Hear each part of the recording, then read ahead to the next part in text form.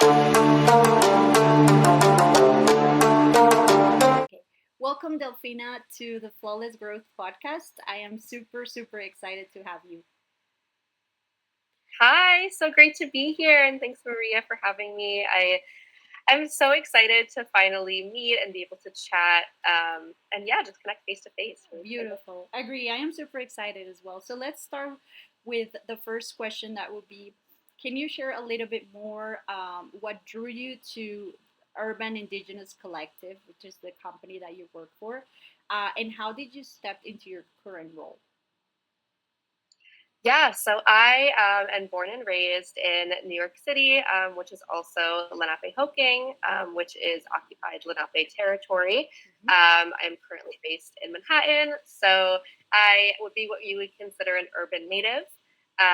I was raised in a city where there weren't a lot of opportunities, there weren't a lot of spaces for people who are Indigenous or Native American, however you wish to identify, that were available for those kinds of folks in urban settings. So when I was, I think, around maybe like 17, 18 years old, I had started attending more powwows in the city and started connecting a lot with urban Native people. And I found in 2019, when UIC was founded, I had discovered them, and I was really excited about the work that they were doing. It was a grassroots, it was Indigenous-led organization Uh-huh. for people like me. So I was really, really excited when they first started doing work, and I had become friends with a lot of the people on the staff. And so I'd been following their growth for a while, and I'd always been a big fan. Mhm. And when they had reached out, I guess this is around 2023, and they're about 2 years. Been here about 2 years.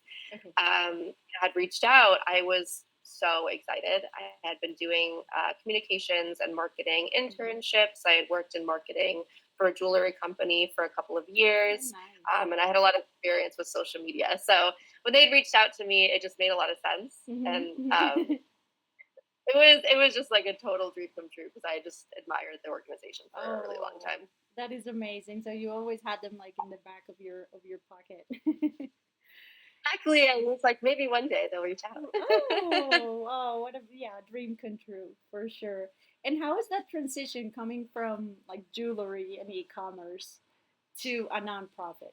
Yeah, I mean, I had always kind of considered myself a freelancer. Mm-hmm. I think like in New York City too, we're all freelancers in a way. We're always kind of taking on Yeah. a million projects. So I had, been helping friends and influencers and organizations, events for social media, right? So Mm-hmm. it's something I'd kind of been doing for years and years. I've been building up social media. I have a social media platform for my dog, and just I'd Ah. always been really interested, yeah, in social media. So for me, yeah, it made a ton of sense to go there. But the Mm-hmm. transition, I would say, it was very organic, but I think what was so beautiful about working for a grassroots organization, and now obviously we've grown, and I'd love to talk more about what we do now, was that there was such an opportunity for learning. You have people who Mm-hmm. join think tanks, who join startups, and everyone's kind of figuring out things on their own. And I think working for Urban Indigenous Collective is so interesting from a Mm-hmm. marketing perspective because there aren't a lot of organizations like us. Yeah, So it's figuring totally. things out. Yeah. And it's really listening to community members on what is needed and how we Uh-huh. can best amplify what's going on. So I think it went kind of from shifting to maybe trend watching a lot to listening to the Uh-huh. community, not in Uh-huh. terms of trends, but in terms of need. Right. So I think it was a big shift, but it was fun. It's great. I love it. That's amazing. And of course, like jewelry is amazing. Like a woman, we love jewelry, but I'm sure like you feel this a little bit more in the heart, and like you're doing a bigger mission. Yeah, it definitely was more true to my heart for Yeah. sure, and I think it was, yeah, definitely more true to my heart. I do love fashion. I Mm, am a fashion nerd through and through, but yeah. I think it really felt so purposeful to make that Hmm. transition, Yeah, and that's I the am right currently word. a student as well, so I think it made sense. Like it made a lot of sense for me with what I'm going into pursuing. Got it. Okay, and as a director of communications, how what's your day to day look like or your week to week? Oh god, it's different every time. So we have a lot of programs that we do at UIC, Mhm. and they ebb and flow throughout the year. I'm sure you're familiar with powwow season. So as powwow season gears up and we start to approach the summertime, Mhm. it's a lot of basically checking in and seeing what's going on and amplifying. If it comes to powwows, it comes to events, gatherings. Um, sometimes funds or orgs need help, amplifying funding, amplifying summer internship programs. It's a lot of Mhm. listening Mhm. during the summertime. So I would say day to day right now, as we're kind of falling out a little bit of powwow season, is really starting to gear up for Indigenous Peoples Day, Mhm. which is October 13th. Okay. So we'll be doing a lot of event planning around that, and I would love to plug that too if I can. Yeah, Um, absolutely. yeah, we'll plug. It's a great event that's coming up October 13th. But day to day, I would say is definitely monitoring social media a lot. We have a lot of folks who are elders in the community who need, sometimes response right away if it comes to resources, information. So it's a lot of very responding to our Mhm. community members, staying very in the know with what's going on with events, um, and also constantly staying up to date on the news. Yeah. I think always having my Google alerts are set, always having these Yeah. up to date conversations on what's happening around what you would call Indian country. Mhm. Is really really important, and make sure that we're up to date on what's going on across Turtle Island. Absolutely. Okay, that is amazing. It looks like very it moves up a lot, it's very different. Like you never get bored doing kind of like the same thing. So it's never boring. Nice. Okay, I saw in your profile, in your LinkedIn profile, that you emphasizing culturally responsive storytelling. How would you define that in your own words?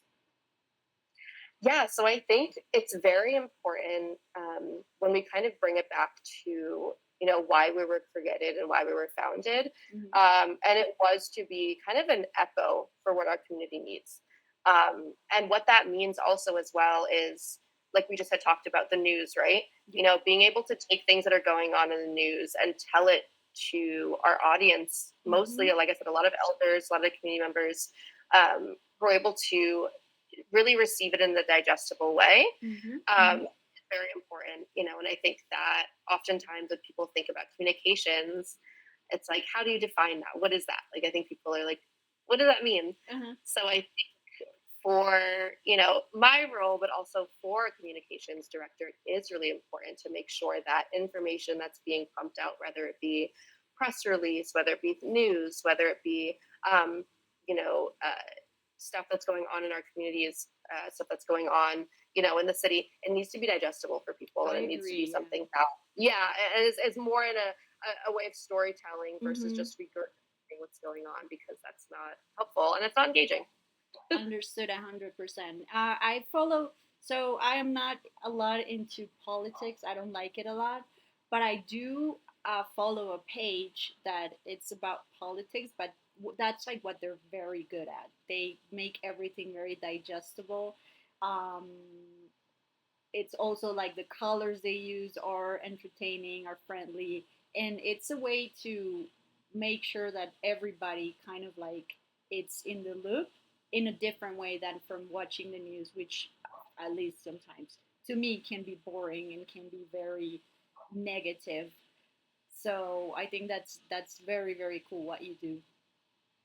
Yeah, it's also a wonderful muscle, I think, to exercise. Yes, it's a For muscle. sure, I think it's Uh-huh. great to be able to do that, and I think, yeah, I mean, we obviously discuss a lot of politics on our page as it Uh-huh. pertains to the work that we do, but I think making sure again that we're constantly um, making sure that our information is engaging, Exactly. interesting, and digestible, I think is really so important.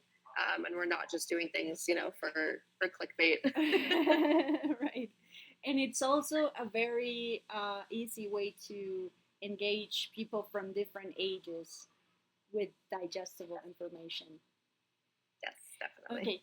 Can you share example of a project that you've been very proud of, or that like it's in your head all the time that you've done?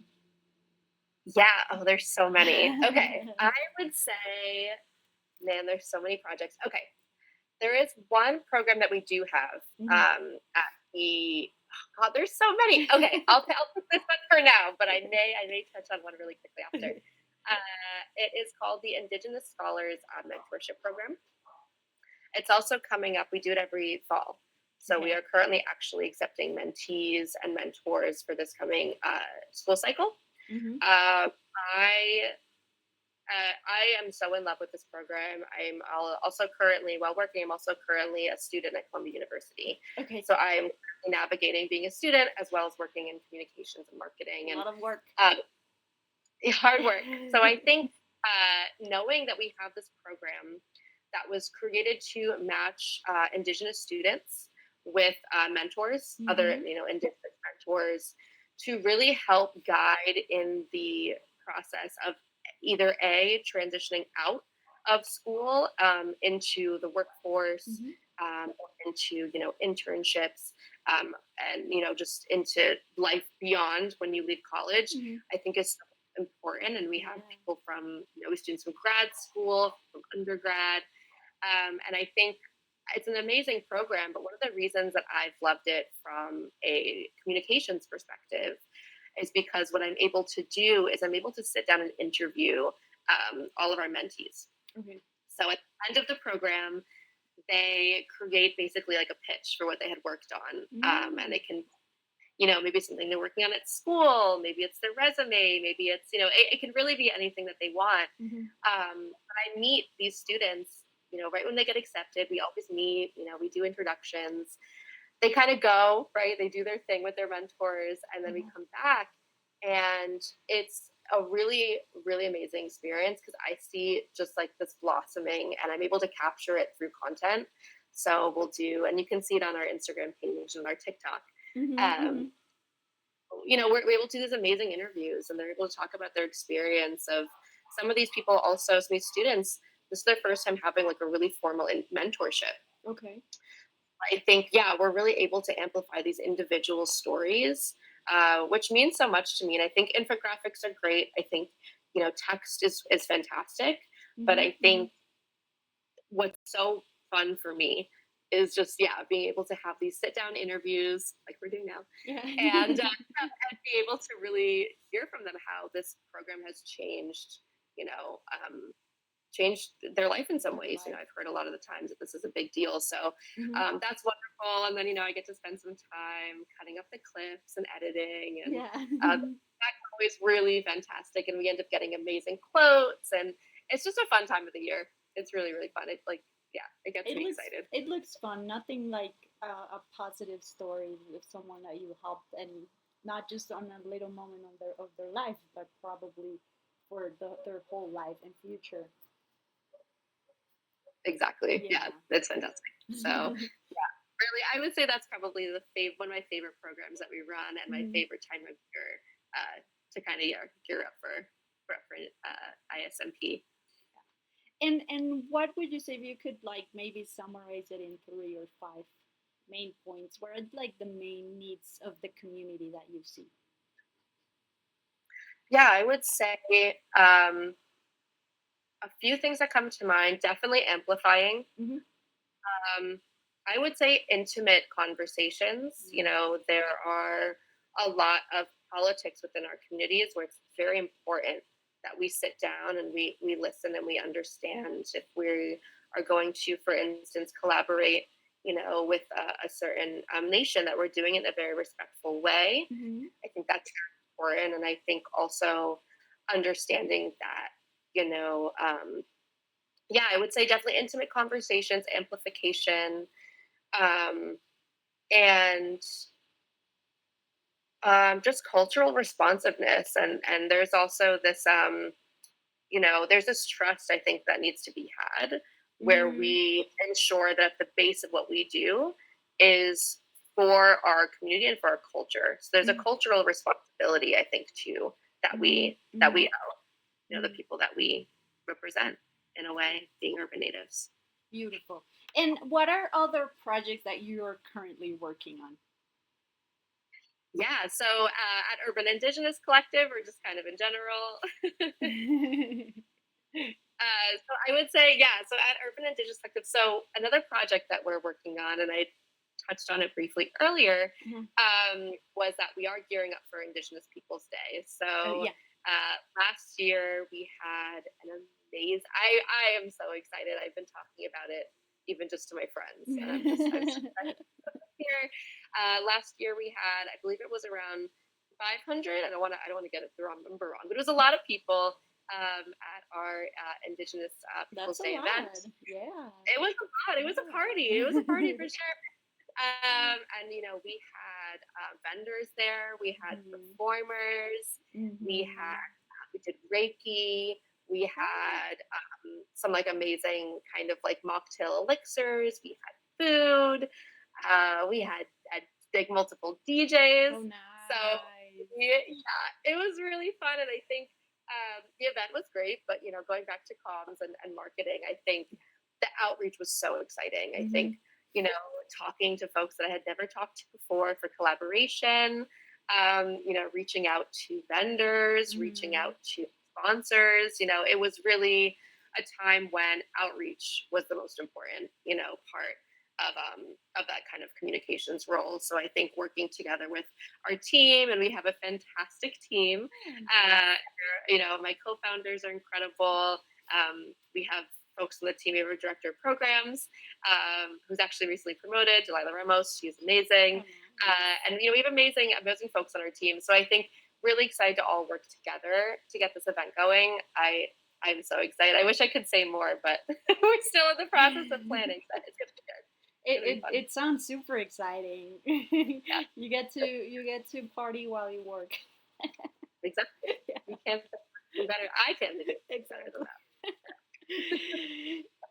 that. Delphina, and when you decide to start a digital media strategy, how do you decide the platforms or the formats that you're gonna use, or what do you base it on? I want to make sure I heard your question correctly. You said video, specifically for No, video. it could be any social media strategy. It could be photos, videos, ads. Yeah, I think what, this is a great question because it's something that I think is so important when you're dealing with specifically our kind of organization. Hmm. We have a large age range, and I think this is where it's very important that we understand that not everyone is going to be able to access the same information the same ways. Hmm. When I post something on Instagram that says, link in bio, our elders aren't going to be able to find that. Right. So that is going to be a little hard. So Yeah.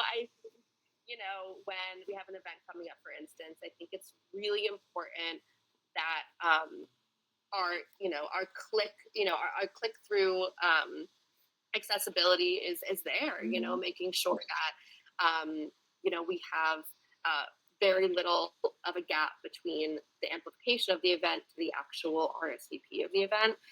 So for us, it really means leaning into a lot of our newsletter. That's Mm. really important to us. Making sure Okay. that we're consistently putting out our newsletter, and updates through email, through Hmm. snail mail. Because our elders rely a lot on that, Yeah. and making sure that it's really accessible to them, as well as on Facebook. I think linking directly to the event is always really helpful for us. But we do utilize all platforms. We Hmm. are on Instagram, Facebook.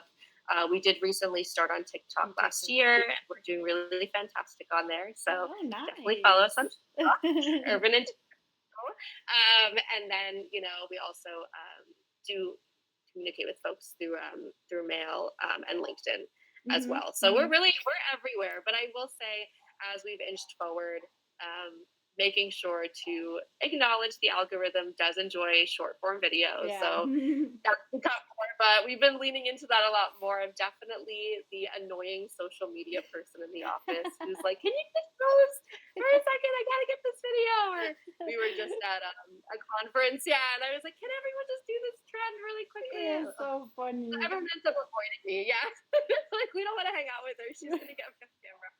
So, we definitely have been leaning more into video, but no one wants to see me coming. They're Yeah, I don't know if you've seen. There's this there's this video meme that I've seen that it's like when the marketing team passes through and they're like just partying like very loud doing content, and everybody's Yes, like, so funny. 100%. Yeah, But I think we all relate to each other. So shout out to any social media people watching this. Your right. your work is not. I appreciate you, but it's definitely it's a struggle. Totally, especially for the people that are a little bit camera shy. Yes, I try to be conscious of that. I try to be aware of it. Yeah. Mhm, mhm. Okay, and based on all of the tools, what role data and analytics play in your decisions?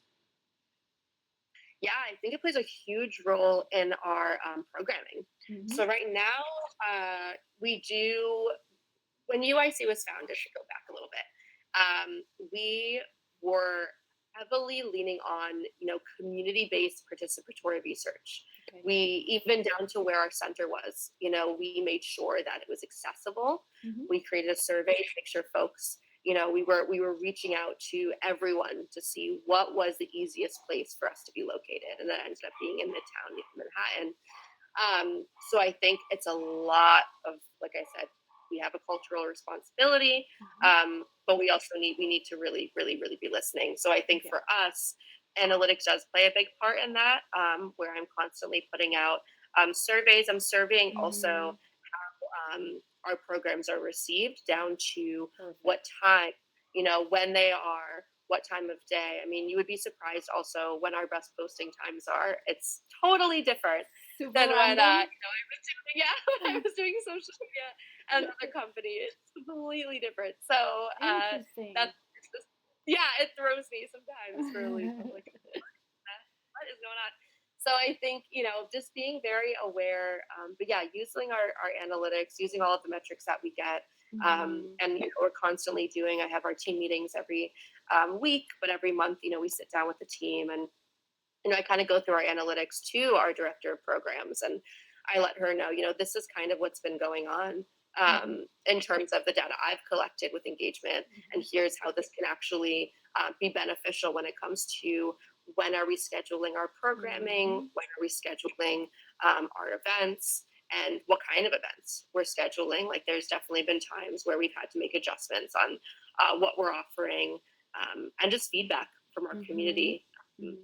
is it's so important, and I think that's a lot different than if it were to be working in fashion, for instance, where Right. you're kind of set that trend, and you're kind of the one who, yeah, you need to do some trend watching, and Mm-hmm. but you're kind of putting out what you want in a sense, and then marketing it around that. Versus for us, it's kind of um, hearing what everyone wants and then adapting our work to Yeah. that.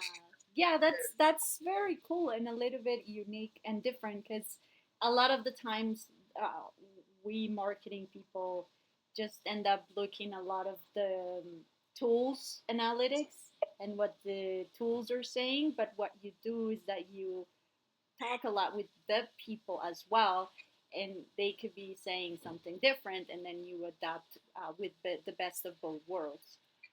So very, Exactly. which is probably something that you didn't do much in jewelry or fashion. Like sometimes you might be able to talk with some of the users, but not as much. So very Exactly. interesting. Exactly. Okay. Yeah, and it makes for great data too. Uh It huh. really does.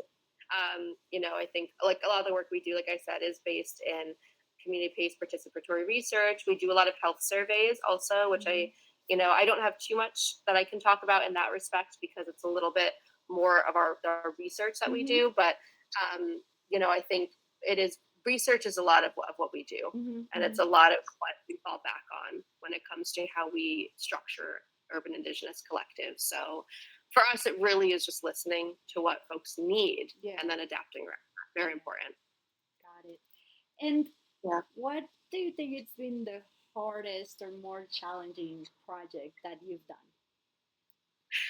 Oh my goodness, most done? challenging project. I think when you're dealing with urban native communities, but when you're also dealing with indigenous people, you are dealing with a lot of historical trauma. You're dealing with a Mm, lot of generational trauma. mm-hmm. You're dealing with a lot of, there's a lot of lateral violence. There's a lot of violence that's still being enacted on our communities today. And I think Oh, one wow. of the programs that we do, and we've been doing this for a couple years now, is we have our annual summit. It's our MMIW-GT2S NYC Plus East Coast Summit. And that stands for Missing and Murdered Indigenous Women, Girls, Trans, and Two Spirit Folks. Oh That's no. their acronym. Uh-huh. So we host this. Yeah, we host this every year. It's a summit, multiple days long, where we're able to start with a vigil. We do a prayer walk, and I think it's very, when you're doing communications, when you're doing marketing, social media, you are coming from a place of, it's very technical, it's very rigid, it's analytics, it's Mm-hmm. data, it's Mm-hmm. um, putting out information, Yeah. and sometimes you fall kind of separate out of that. You kind of distance yourself Mm-hmm. from it in terms of like, this is just technical work that I'm doing. And I think when the summit rolls around every year, I think as a team we do such an incredible job of um, making sure that we're supported culturally, because a lot of people, I know, and myself included, have been affected by this epidemic of Yeah. missing and murdered indigenous women and girls and two-spirit trans folks. So I Mm-hmm. think for us it can be very challenging, and for me especially very challenging, when you're dealing with people who need sometimes direct assistance. There's a lot of Yeah. the times we'll get a lot of really heartbreaking DMs of folks who just want to talk. Mm-hmm. You have elders who want to talk, and sometimes I'll step out of my role, or you know, um, sometimes folks on the team will meet with elders or meet with people one on one to just kind of be there as a community member. And I think Oh, that's the most challenging part, of this job. Is, yes, it is a yeah. job, but it's also, again, a responsibility, a Right. cultural responsibility that we have. Uh-huh. So definitely that is the hardest thing, is being technical, but also being, having your heart in the work. Is It's very exhausting, but it's important. Yes, absolutely. I can see that. It's super exhausting to hear harsh stories, and even though being there for somebody that needs it, it's amazing, but it can take a little bit of a toll on you. But beautiful that you guys, all of you guys, sometimes even step out of your role and do this as a human and as a part of the community.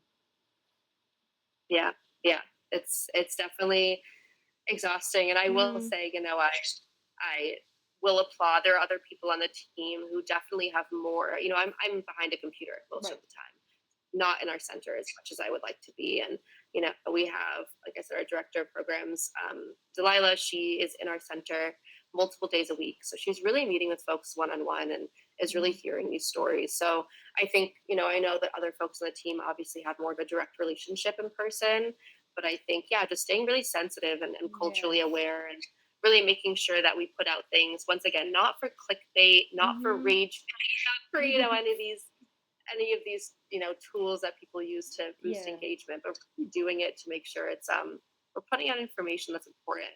And I think our most viral content has been us amplifying stories, Mm-hmm. and has been Mm-hmm. us amplifying news, and even resources. Those are Resources. our most viral posts. So that definitely is different, I think, than a lot of other organizations when it comes to strategy. I love it. I love Yeah. it. It touched my heart. Yeah. Okay, and from all of the digital marketing strategies that you do, is there any that you would say this is the one that helps us the most to grow? Yeah. Oh my goodness. Like, in terms of platforms, or in Yeah, terms of just like strategy? in terms of platforms like Facebook or Instagram or TikTok or whatever. Yeah. So I will say, one thing that I pride myself on, and I think a lot of you know entrepreneurs and freelancers, were constantly just figuring out new ways to not only kind of boost our portfolio, right, Hmm. but also to just we love to gather certifications, right? Yeah. So I think, during my time at school, I was able to audit actually at the Columbia Business School. I was able to sneak my way in there. Shout out to some of my professors. I'll leave them unnamed. But I was able to, I don't know if to get in trouble, but I was able to audit some amazing courses, and I was able to get a lot of Google certifications. Oh, Um, nice. my professors. So, when it came to like Google Analytics, I was able to get Hmm. certified. And there was oh my gosh, I have digital marketing certification. I took a lot of Coursera. So, video editing, Hmm. Adobe. I mean, I think, and the advice I have to anyone who's in freelance or who's doing this kind of contract work in communications, in marketing, in digital media, um, you are like the best asset when you really know all aspects, Hmm. as much as you can of digital media. Hmm. So I what's been really helpful for us is that I have this understanding of Google Analytics, of how to Hmm. navigate Google Ads, even how to these are Hmm. things that usually you'll kind of look to maybe more for like the IT, and we have an Hmm. amazing IT staff as well. They constantly are teaching me things every day. Nice. So I will say that. But I think it is really important for me that I'm constantly adapting, and I think we don't. Especially being an Indigenous organization, we don't really use AI for any of our content Mm, generation because it just doesn't really work for us. But I got think it. being aware too of how quickly things are changing, and Yeah. really adapting to that, and adapting to policy change when it comes to language. Right. We definitely have to navigate the current political climate of there is a lot of censorship. So Uh-huh. being able to be very tapped in with that, and also being able to be understanding that we live in the age of AI. So I'm actually currently getting a certification now Oh, nice. on AI. So I'll be working. Yeah, so I've been doing that for the past 3 months. Very Um, nice. yeah, so I think it's just being really adaptable to the To the times. But in times. terms of back to your original question, I think I think just making sure that we are. I mean, I love Google Analytics. I think they're Mm-hmm. great, and things sweet. I mean, I love analytics on there as well, and I Yeah. think being able to compare to other organizations, not in like a competitive way, but Mm-hmm. In a in a way collaborative that's way. very specific. Yeah. Yeah, it's very specific what we do. So being able to kind of watch to what other orgs are doing. But I will say it's very collaborative. We Yeah. we work with That's so many good. orgs, and everyone's always amplifying each other, and hyping each other up, and spreading information. So that's great. That's the way it should be. Yes, Yeah. I agree. And you said Google Ads. So like for example, you guys have a Google Grants account? Yeah, so I can't talk too much about, like I said, like kind of like logistics of Okay. what we use and things like that. But we do utilize a lot, or I specifically do use Mm-hmm. a lot of like back end Google, especially when it comes to search. I think Mm-hmm. I think it is really important for us because we are mentioned in a lot of blogs, so that can be Mm-hmm. really times on finding information. Right. So have a lot of so having a lot of things like set in place where we're able to constantly monitor where we're being mentioned, Yeah. Yeah. and Yeah. Google Yeah. actually has done a really fantastic job of helping us do that. Uh-huh. So that's been really, really great. And I think for me, really having alerts set with Google, Mm-hmm. they're very tailored, very specific, and I'm changing them constantly That's good. with what's happening in an Indian country.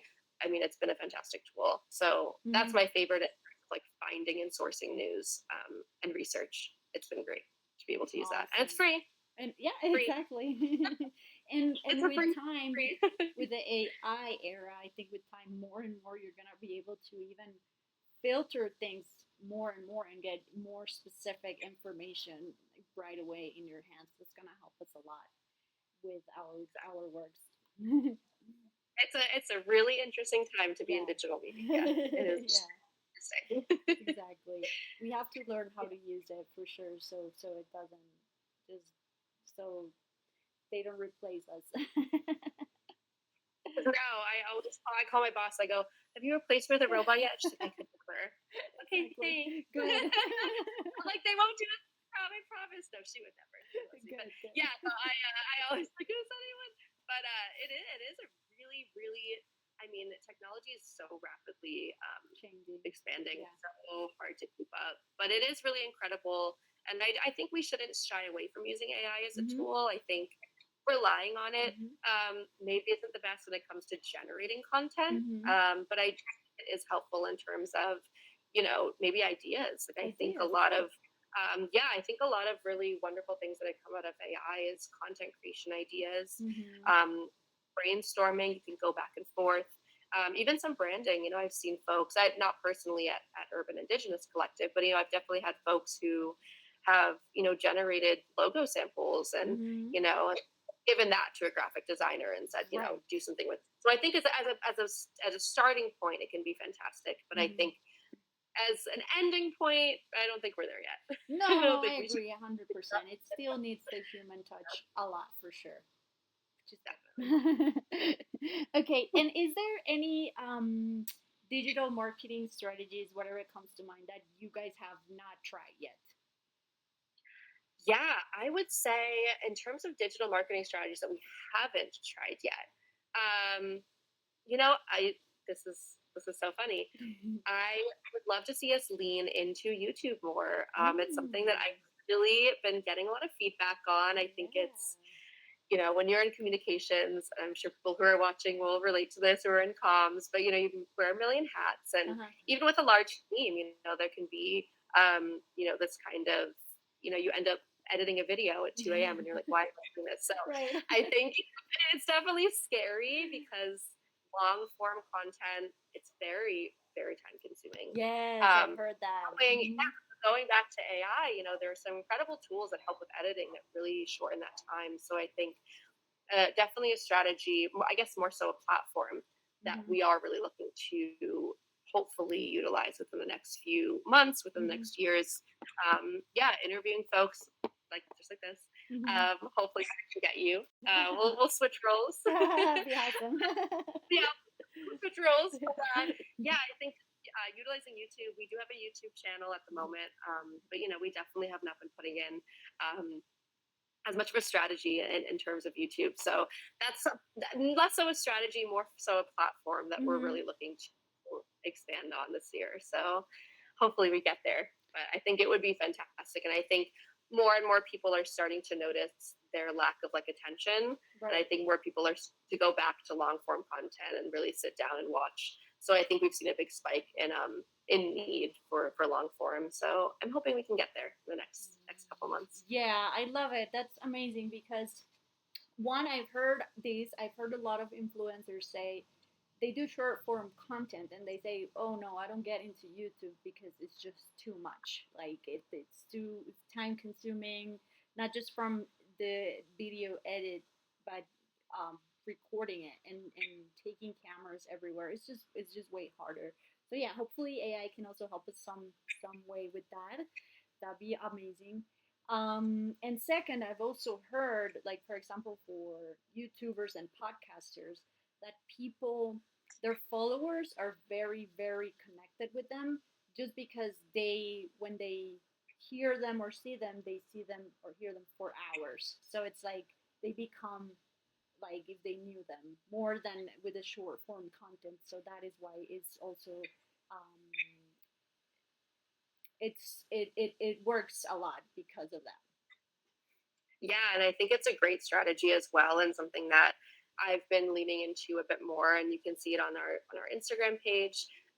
But we have a few interviews that we've done on there, some great reels. Mm-hmm. But really getting used to as an organization, I think organizations often fail when they are just this kind of there's an organization, but Yeah. we don't know who's behind it. And I Yeah. think it's really important that things are palpable and you're able to actually see who works there, feel like you know them, Mm-hmm. feel like you can pop in at any time and say hi. And I think we've done a great job cultivating that in person.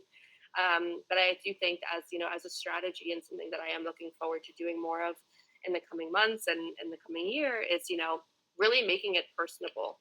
Really Mm-hmm. having these once again long form content, but also like you were saying, talking directly to members of staff, Mm-hmm. getting to know members of staff, and Mm-hmm. really breaking that wall Yeah. from organization to these are the people behind the Mm-hmm. organization. So Love it. again, we do a great job of that in person, but I think Right. expanding online is such a great strategy. It's really foolproof. It's a It great is. it's a great it's a great strategy, and it It is. always works. It works on me. So Love it. I love that you guys are starting to work a little bit more on that.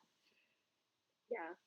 And what do you think has been your biggest challenge related to digital marketing specifically? Yeah, I think the biggest challenge is in general. I think the biggest challenge to digital marketing is definitely,